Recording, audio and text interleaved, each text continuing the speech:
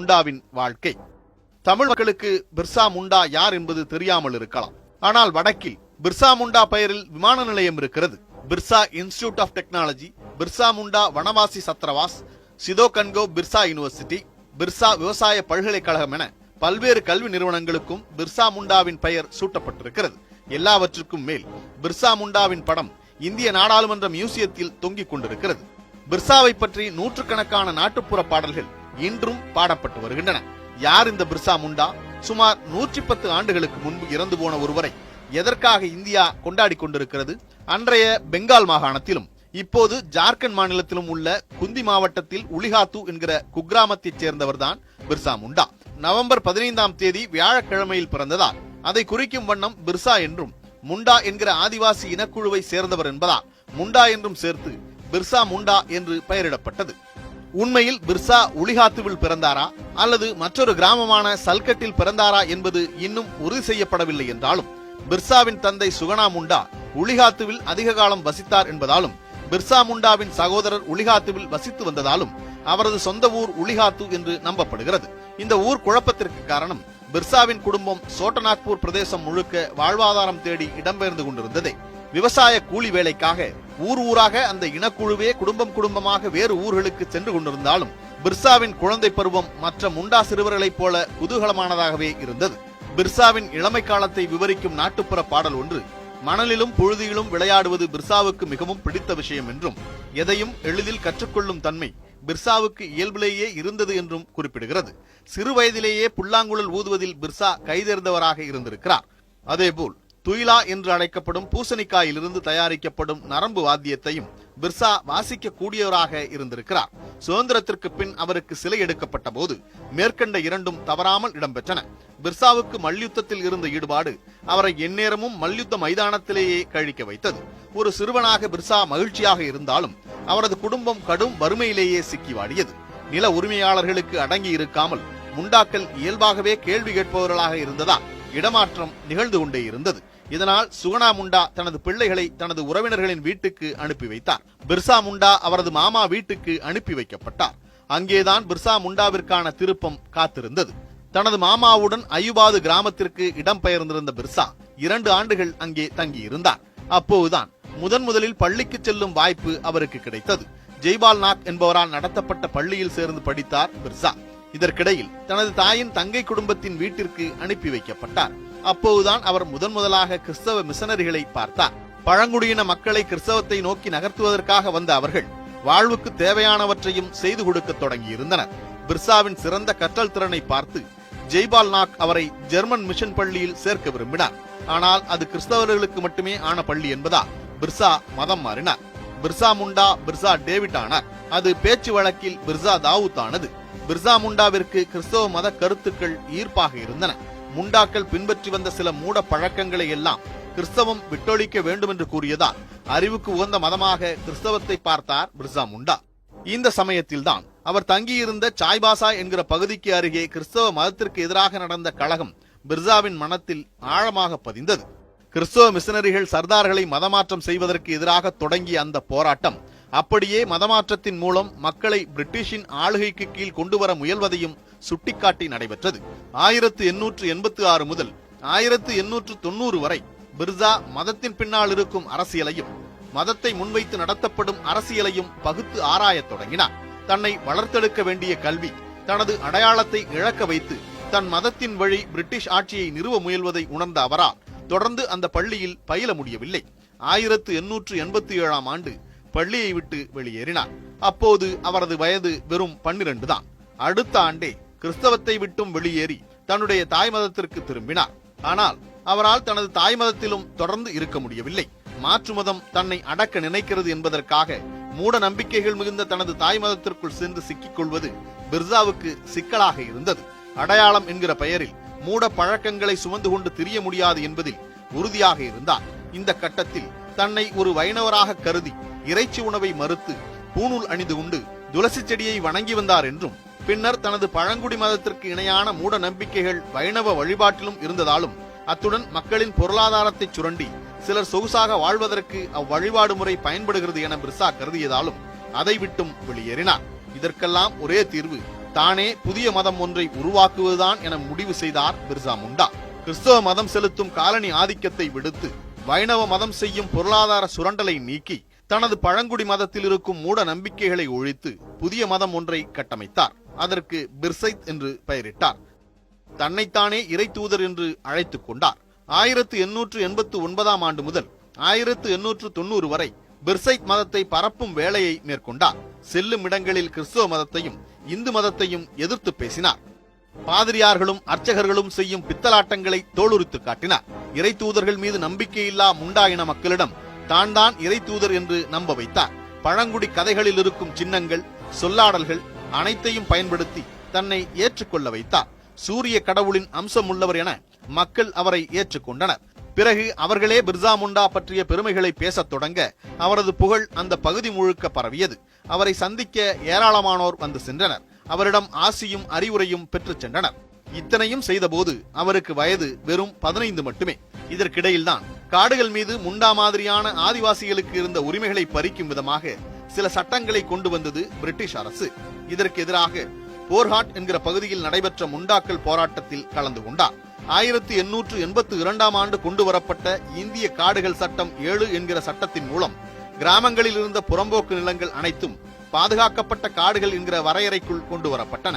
அது மட்டுமன்றி காடுகளில் தங்கியிருக்கும் பழங்குடியினரின் உரிமைகள் என்னென்ன என்பதையும் வரையறுத்து சட்டங்கள் இயற்றப்பட்டன. இந்த இடத்தில் பிரிட்டிஷ் அரசு எப்படி ஜார்க்கண்ட் பழங்குடியின மக்களின் நிலத்தை பிடுங்கியது என்பதை அறிந்து கொள்ள வேண்டியது அவசியம். ஜமீன்தார்கள், அரசர்கள் மூலம் வரி விதிக்கும் உரிமையை பெற்ற பிரிட்டிஷார் நில உரிமையாளர்களாக இருந்த ஆதிவாசிகளிடமும் வரி வசூல் செய்ய வந்தனர். ராஞ்சி மற்றும் அதனை சுற்றியுள்ள பகுதிகளில் விளைச்சல் அதிகமாக இருக்கவே கல்கத்தாவிலிருந்து வணிகர்கள் ராஞ்சியையும் அதை சுற்றியுள்ள ஆதிவாசிகள் வசிக்கும் கிராமங்களையும் நோக்கி படையெடுத்தனர். உப்பு, புகையிலை, ஆடைகள் போன்றவற்றை கொடுத்துவிட்டு மூட்டை மூட்டையாக விவசாய பொருட்களை வாங்கி சென்றனர். மெல்ல மெல்ல ஆதிவாசிகள் கடனில் விழத் தொடங்கினர். இதனால் உள்ளூர் கடன் கொடுப்பவர்களிடமும் பிரிட்டிஷாரிடமும் தங்களது நிலங்களை இழக்கத் தொடங்கினர். பிரிட்டிஷார் படிப்படியாக தங்கள் சொல் கேட்கும் ஜமீன்தார்களின் கட்டுப்பாட்டுக்குள் அந்த நிலங்களை கொண்டு வந்தனர். ஏற்கனவே முண்டா இன மக்களும் சந்தல் இன மக்களும் நிறைந்திருந்த 150 கிராமங்கள் அவர்கள் கையை விட்டு சென்றன. இதனால் மொத்த ஆதிவாசிகளும் வெறும் விவசாய கூலிகளாக மாறி போயினர். தனது மதத்தை பற்றி பிரச்சாரம் செய்ய போன பிர்சா மெல்ல மெல்ல இந்த பிரிட்டிஷ் அரசின் சூழ்ச்சிகள் குறித்தும் பேசத் தொடங்கினார். அவர்கள் சீடர்கள் எல்லோருக்கும் சுரண்டல் குறித்தும் ஒடுக்கப்படுவது குறித்தும் வகுப்பெடுத்தார். ஆங்காங்கே மக்கள் தன்னெழுச்சியாக கூடும் இடங்களுக்கு சென்று உரையாற்றினார். இறை தூதர் என்று பேசி வந்த பிர்சா தானே கடவுள் என்று அறிவிக்க தொடங்கினார். பிரிட்டிஷ் அரசை எதிர்த்து வெல்லவே அவர் அவதரித்திருப்பதாக மக்கள் நம்பினர். விக்டோரியா அரசுக்கு முடிவு கட்டுவோம் என அவர் விடுத்த அழைப்பில் பலரும் கலந்து கொண்டனர். 1894 அக்டோபர் மாதம் ஜமீன்தார்கள் தங்கள் வசம் வைத்திருக்கும் நிலங்களை எல்லாம் மீண்டும் ஆதிவாசிகளிடமே ஒப்படைக்க வேண்டும் என பிர்சா ஒரு பெரும் பேரணியை நடத்தினார். இதில் முண்டா இன மக்கள் மட்டுமல்ல, ஒரான், காரியா போன்ற ஆதிவாசிகளும் இணைந்து கொண்டனர். இதற்கிடையில் பிரிட்டிஷுக்கும் கடன் கொடுத்தவர்களுக்கும் எந்த பணமும் தரக்கூடாது என்று உத்தரவிட்டார் பிர்சா. கிராமங்களுக்குள் ஊடுருவி இருந்த மிஷனரிகள் விரட்டியடிக்கப்பட்டன. பிரிட்டிஷ் அதிகாரிகளும் நில உடைமையாளர்களும் தாக்கப்பட்டனர். உடனே போலீஸ் படையிடம் வந்தது. வெகு சிறிய கூட்டம் என்பதால் இந்த கலகம் எளிதில் அடக்கப்பட்டது. பிர்சா முண்டாவை கைது செய்து காசரியாபாத் மத்திய சிறையில் அடைத்தது. 2 ஆண்டு காலம் சிறையில் கிடந்தார் பிர்சா. அவரது போராடும் திறன் அனைத்தையும் ஒடுக்கிவிட வேண்டும் என்ற நோக்கில் சித்திரவதை செய்தது பிரிட்டிஷ் அரசு. ஆனால் பிர்சா அசைந்து கொடுக்கவில்லை. 1897 நவம்பர் மாதம் சிறையில் இருந்து வெளியே வந்தார் 22 வயதான பிர்சா. இந்த இடத்தில் பிர்சாவின் காதல் வாழ்க்கை குறித்தும் அறிந்து கொள்ள வேண்டியிருக்கிறது. பிர்சா முண்டா சிறை செல்வதற்கு முன்பாக ஒரு பெண்ணை திருமணம் செய்திருந்தார். சிறை சென்று பிர்சா திரும்பும் போது அப்பெண் வேறு ஒருவரை விரும்பியதாகவும் இதனால் அவரை விட்டு பிர்சா பிரிந்ததாகவும் கூறப்படுகிறது. இதனையடுத்து இளம் பிர்சாவை மணந்து கொள்ள திருமணமானோர், திருமணமாகாதோர் என்று பலர் விருப்பம் தெரிவித்தும் பிர்சா அவர்களை திருமணம் செய்து கொள்ள சம்மதிக்கவில்லை. பலதாரம் குற்றமாக பார்க்கப்படாத சமூகத்தில் ஒருதார மணமுறையை பிர்சா வலியுறுத்தி வந்தார். சிறையிலிருந்து வெளியே வந்தபின் முதன்முறை சொற்ப ஆட்கள் இருந்ததே தோல்விக்கு காரணம் என்பதை உணர்ந்த பிர்சா அதிகமான ஆட்களை திரட்ட முடிவு செய்தார். இம்முறை அவர் தலைமறைவாக இருந்து காரியங்களை சாதிக்க நினைத்தார். எங்கே இருக்கிறார், எப்போது வருவார் என்றெல்லாம் தெரியாது. திடீரென தோன்றுவார். பிரிட்டிஷ் அரசுக்கு எதிராக எப்படி செயல்பட வேண்டும் என்று கூறுவார். அவ்வளவுதான், மறைந்து விடுவார். சிலர் அவருக்கு உண்மையிலேயே மந்திர சக்தி இருந்தது என்று நம்பினர். பிரிட்டிஷ் அரசை வீழ்த்தக்கூடிய வல்லமை தங்களுக்கு இருக்கிறது என்று நம்பினர். இதன் விளைவாக ஆங்காங்கே விவசாய கூலிகளை அடிமையாக நடத்திய நில உடைமையாளர்கள் தாக்கப்பட்டனர். இது அம்மக்களுக்கு தன்னம்பிக்கையை அளித்தது. இதனையடுத்து பிர்சா 2 படைகளை கட்டினார். ஒன்றுக்கு போர் பயிற்சி அளித்தார். ஏற்கனவே வில்வித்தை போன்றவற்றில் பரிச்சயமான ஆதிவாசிகளுக்கு போர் வீரர்களாக மாறுவது எளிமையானதாக இருந்தது. பிர்சா அவர்களுக்கு கெரில்லா போர் முறையை பயிற்றுவித்தார். அவர் அதனை எங்கே கற்றுக்கொண்டார் என்கிற ஆவணம் எதுவும் இல்லாத நிலையில் அவரே அதனை சுயமாக கற்றுக்கொண்டிருக்க வேண்டும் என்கிற முடிவுக்கே வர முடிகிறது. இது தவிர மற்றொரு படையை பிரச்சாரத்திற்கென உருவாக்கினார். பிரிட்டிஷ் அரசின் ஆதிக்கம் மக்களை எவ்வாறு சுரண்டுகிறது என்பதையும் அதை எதிர்த்து மக்கள் ஒன்றிணைய வேண்டிய தேவையையும் அந்த பிரச்சார அணி ஊர் ஊராக சென்று பேசியது. நிலமே தங்கள் உரிமை என்று ஊர் ஊராக சென்று பிரச்சாரம் செய்தார். இந்த தகவலை அறிந்து கொள்ளும் இந்த தருணத்தில் ரஞ்சித் ஏன் பிர்சா முண்டாவை பற்றி படம் எடுக்க விரும்புகிறார் என்பதை நம்மால் எளிதில் பொருத்தி பார்த்துக் கொள்ள முடியும். இதனையடுத்து பிர்சா முண்டாவை தர்தி அபா என்று அழைக்கத் தொடங்கினர். அதாவது பூமி தந்தை. நிலம் அதிகாரத்தின் குறியீட்டிலிருந்து உரிமை அடையாளமாக மாற்றினார் பிர்சா முண்டா. இதனால் பிர்சா முண்டாவின் தலைமையின் கீழ் வீரமும் அறிவும் நிறைந்த கூட்டம் ஒன்று கூடத் தொடங்கியது. துப்பாக்கிகளும் பீரங்கிகளும் கொண்ட பிரிட்டிஷை எதிர்க்க வில் அம்புகளுடன் சேர்ந்தனர் ஆதிவாசிகள். 2 ஆண்டுகளாக அவ்வப்போது தாக்கிவிட்டு மறைந்து கொண்டிருந்தவர்கள் பிரிட்டிஷ் பேரரசுக்கு எதிராக போர் தொடுக்க முடிவெடுத்தனர். 1898ஆம் ஆண்டு தனங்கா நதிக்கரையில் பிரிட்டிஷுடன் நேருக்கு நேர் மோதி வெற்றி பெற்றது பிர்சாவின் குழு. ஆனால் பெரும் படையுடன் பிரிட்டிஷ் திருப்பி தாக்க சிலர் மட்டும் கைது செய்யப்பட்டனர். இதனையடுத்தே கெரில்லா யுத்தமே தங்களுக்கு உகந்தது என்று முடிவு செய்தார் பிர்சா. பிரிட்டிஷாருடன் சண்டை போட்டுக் கொண்டிருந்த நாட்களில் தனது ஆதிவாசி குழுவில் இருக்கும் மூட நம்பிக்கைகளையும் மது போன்ற போதை வஸ்துக்களுக்கு ஒருவர் தன்னை இழப்பதையும் கடுமையாக கண்டித்தார்.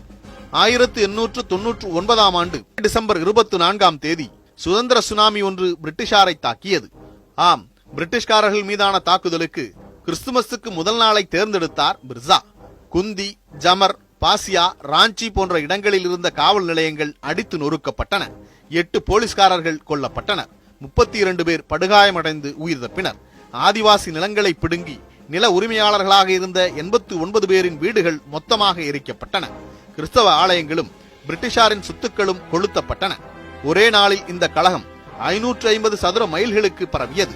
அடுத்தடுத்த நாட்களில் பரவிய இந்த கலகம் சோட்டா நாக்பூர் பகுதி முழுக்க பரவ 4வது நாளே ராஞ்சி காவல்துறை அதிகாரி ராணுவத்தின் உதவியை கோரினார். பிரச்சனையின் தீவிரத்தை உணர்ந்து உடனே 2 கம்பெனி ராணுவத்தை அனுப்பி வைத்தது பிரிட்டிஷ் அரசு. ஆனால் ராணுவம் வந்து சேர்ந்தபோது பிர்சா முண்டாவும் அவரது படை வீரர்களும் மாயமாகினர். முதல் தாக்குதல் 1900ஆவது ஆண்டு ஜனவரி 5ஆம் தேதியன்று நிறைவுற்றது. பிர்சாவின் குழு அடுத்த தாக்குதல் செய்வதற்கு முன்பு அவர்களை தேடி அழித்துவிட முடிவு செய்தது பிரிட்டிஷ் அரசு. பிர்சாவை காடுகளுக்குள் பிரிட்டிஷ் அரசு தேடிக்கொண்டிருக்க மாயமான அடுத்த நாளே, அதாவது ஜனவரி 6ஆம் தேதியே தனது உள்குலான் என்று அழைக்கப்படும் போராட்டத்தை தொடங்கினார்.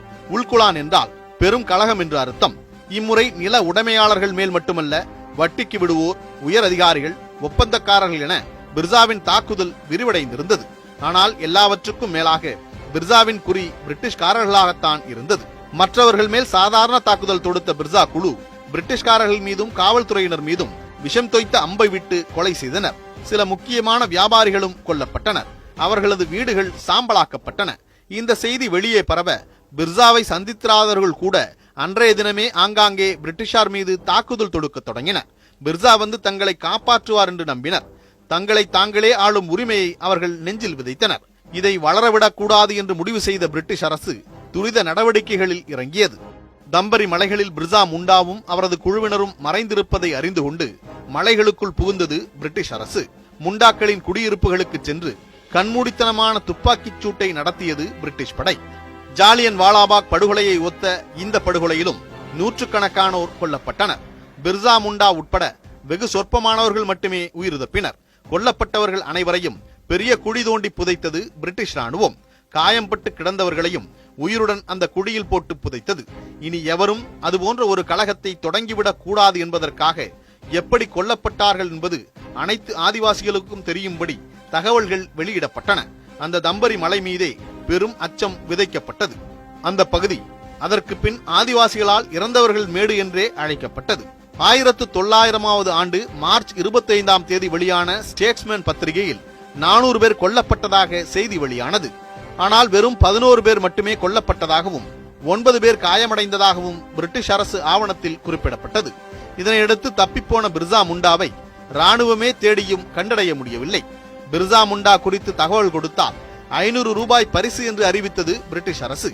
இதனையடுத்து 2 மாத தீவிர தேடுதலுக்கு பிறகு ஜங்கோவை என்கிற காட்டில் 1900ஆவது ஆண்டு மார்ச் 3ஆம் தேதியன்று உறங்கிக் கொண்டிருந்த பிர்சா முண்டாவை கைது செய்தது.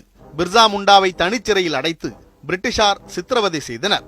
25 வயது மட்டுமே ஆகியிருந்த அந்த இளைஞனை பூமியின் தந்தையாக பாவித்து ஏற்றுக்கொண்ட அவரது முண்டா மற்றும் மற்ற இன மக்களும் சிறையில் கடுமையான ஒடுக்குமுறைக்கு ஆளானார்கள். 1900ஆவது ஆண்டு நவம்பர் 12ஆம் தேதி எழுதப்பட்ட ராஞ்சி காவல்துறை ஆவணத்தில் 15 வெவ்வேறு வழக்குகளில் 460 ஆதிவாசிகள் குற்றம் சாட்டப்பட்டுள்ளதாகவும் அதில் 63 பேர் குற்றவாளிகள் என்று உறுதி செய்யப்பட்டிருப்பதாகவும் ஒருவருக்கு மரண தண்டனை வழங்கப்பட்டிருப்பதாகவும் 39 பேர் நாடு கடத்தப்பட்டிருப்பதாகவும் குறிப்பிடப்பட்டிருக்கிறது. மேலும் 23 பேருக்கு 14 வருடம் கடும் காவல் தண்டனை வழங்கப்பட்டிருந்ததாக குறிப்பு இருக்கிறது. 6 பேர் தீர்ப்பு வருவதற்கு முன்பாகவே இறந்துவிட்டார்கள் என்றும் குறிப்பிடப்பட்டிருக்கிறது. அந்த 6 பெயரில் முதல் பெயர் பிர்சா முண்டா. மார்ச் மாதம் கைது செய்யப்பட்ட பிர்சா முண்டா 3 மாதம் கடுமையான சித்திரவதைக்கு உள்ளாக்கப்பட்டு அதன் விளைவாக ஜூன் 9ஆம் தேதி மரணமடைந்தார். அவர் காலராவில் இறந்துவிட்டதாக கூறியது பிரிட்டிஷ் அரசு. ஆனால் அவருக்கு காலராவுக்கான அறிகுறி எதுவுமே இல்லை என்கின்றனர் அவருடன் சிறையில் இருந்தவர்கள். மேலும் பிர்சா முண்டாவின் உடல் தற்போது ராஞ்சியில் கோகர் பாலம் இருக்கும் இடத்தில் எரியூட்டப்பட்டது என்று குறிப்புகள் கூறுகின்றன. ஆனால் அந்த இடத்தில் அவர் புதைக்கப்பட்டார் என்று மக்கள் நம்புகிறார்கள். அதன் மேல்தான் கோகார் பாலம் கட்டப்பட்டிருக்கிறது என்றும் கூறுகிறார்கள். பிர்சா முண்டாவின் போர் தோல்வியடைந்தாலும் அவர் ஏற்படுத்திய கலக்கம் பிரிட்டிஷாரை ஆதிவாசிகளுக்கு ஆதரவாக சில சட்டங்களை இயற்ற வைத்தது. பிர்சா முண்டாவின் போராட்டம் 2 விஷயங்களை முன்னிறுத்தி நடத்தப்பட்டது. ஒன்று, காடுகளை வளர்ச்சி என்ற பெயரில் அரசு அழிக்க நினைப்பதை நிறுத்த வேண்டும். மற்றொன்று, ஆதிவாசிகளின் நிலம் ஆதிவாசிகளிடம் மட்டுமே இருக்க வேண்டும். அந்த நிலம் வேறு எவர் கைக்கும் போகக்கூடாது. அப்படி சென்றால் ஆதிவாசிகள் அவர்களிடம் பணியாட்களாக இருக்க நேரிடும். இந்த 2 பிரச்சனைகளை இன்றும் இந்திய ஆதிவாசிகள் சந்தித்து வருகின்றனர். பிரிட்டிஷார் இயற்றிய அந்த சட்டம் இன்றும் ஜார்க்கண்ட் மற்றும் பீகார் மாநில ஆதிவாசிகளை காப்பாற்றி வருகிறது. இதுவரை 90க்கும் மேற்பட்ட திருத்தங்கள் அதில் மேற்கொள்ளப்பட்டிருக்கின்றன. அதேபோல் பிர்சா முண்டாவின் எழுச்சி போல் மற்றொரு எழுச்சி நடக்காமல் இருக்க ஆதிவாசிகளின் நில அபகரிப்புக்கு எதிராக சட்டம் இயற்றப்பட்டு நிலத்திற்கான வாடகை, குத்தகை போன்றவை முறைப்படுத்தப்பட்டுள்ளன. பிர்சா முண்டாவின் கதை ரோம பேரரசை எதிர்த்து போரிட்ட ஸ்பார்டகஸ் என்கிற அடிமை வீரனின் கதையை ஒத்திருக்கிறது. மக்களுக்காக கிளர்ந்தெழும் தலைவர்களின் கதை அனைத்துமே ஒன்றுதான். பிர்சா முண்டாவின் பிறந்த நாள் ஜார்க்கண்டில் அரசு விழாவாக கொண்டாடப்படுகிறது. பிர்சா முண்டாவின் சிலைக்கு கட்சி பேதமில்லாமல் அனைவரும் மாலை அணிவித்து மரியாதை செய்து கொண்டிருக்கிறார்கள் ஜார்க்கண்ட் அரசியல்வாதிகள். ஜார்க்கண்ட் மாநிலமே பிர்சா முண்டாவின் பிறந்த நாளை ஒட்டியே கடந்த 2000ஆவது ஆண்டு நவம்பர் 15ஆம் தேதி உருவாக்கப்பட்டது. ஒரு புதிய மாநிலத்தை உருவாக்க பிர்சா முண்டாவின் பிறந்தநாள் தேர்ந்தெடுக்கப்பட காரணம் அதன் மக்கள் இன்றளவும் பிர்சாவின் மீது குறையாமல் வைத்திருக்கும் அன்புதான். அரசியல்வாதிகள் தவிர ஜார்க்கண்ட் மற்றும் பீகார் மாநிலங்களில் வாழும் பழங்குடியினர் அனைவரும் தத்தம் முறைப்படி பிர்சாவின் பிறந்த நாளை கொண்டாடி கொண்டிருக்கின்றனர். தொடக்கத்தில் பிர்சா முண்டாவின் சிலை கை விலங்குகளோட அமைக்கப்பட்டிருந்தது. அது ஆதிவாசிகள் மீது செலுத்தப்படும் அடக்குமுறைக்கான அடையாளமாக பார்க்கப்பட்டது. ஆனால் பழங்குடியினத்தைச் சேராத முதலமைச்சரான ரகுபர் தாஸ் பிர்சா முண்டா விடுதலையின் அடையாளம் என்பதால் அவரது சிலைகள் மற்றும் படங்களில் இருந்த அவரது கை விலங்குகளை நீக்க உத்தரவிட்டார். இதனையடுத்து புதிய சிலைகள், புதிய ஓவியங்கள் முளைத்தன. பிர்சா முண்டா விடுதலைக்கு அடையாளமாக பார்க்கப்பட்டார். ஆதிவாசிகளின் உரிமைகளுக்கு எப்போதெல்லாம் குந்தகம் ஏற்படும் வண்ணம் அரசு முடிவெடுக்கிறதோ அப்போதெல்லாம் பிர்சா முண்டாவின் பெயர் சத்தமாக ஒலிக்கும். பிர்சா முண்டாவின் போராட்டத்தினால் விளைந்த சோட்டா நாக்பூர் டெனன்சி சட்டம் ஆதிவாசிகளின் நில உரிமையை உறுதி செய்யும் சட்டம் என்பதால் அதை நீக்க முடியாதபடி இந்திய அரசியல் சாசனம் அமைக்கப்பட்டிருக்கிறது. அதில் திருத்தங்கள் மட்டுமே செய்ய முடியும்.